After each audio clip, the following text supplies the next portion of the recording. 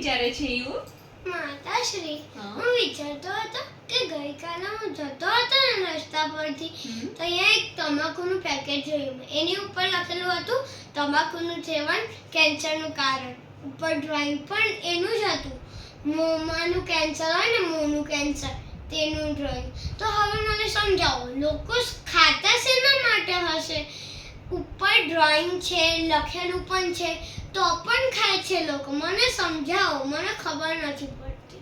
આનું કારણ એ હોય છે બેટા કે જે લોકો તમાકુ ખાય છે ને તેમને એનો નશો થઈ જાય છે અને તમાકુ એમને એટલું વાલું લાગે છે કે તેમને એ ખબર નથી પડતી કે આ ખાધા પછી મારો જીવ જોખમમાં મુકાશે, હે ને? અને તેમને તેમના જીવ કરતાં, તેમના પરિવાર કરતાં વાલું આ તમાકુ થઈ જાય છે.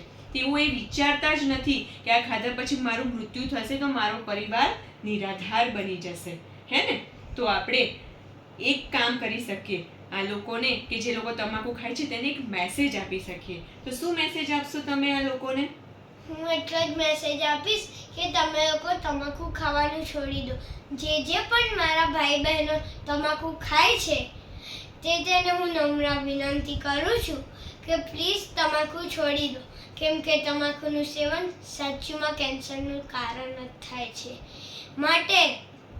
માટે જો તમને આ વિડીયો પસંદ છે તો લાઈક, શેર અને સબસ્ક્રાઇબ કરો અને રાધે રાધે.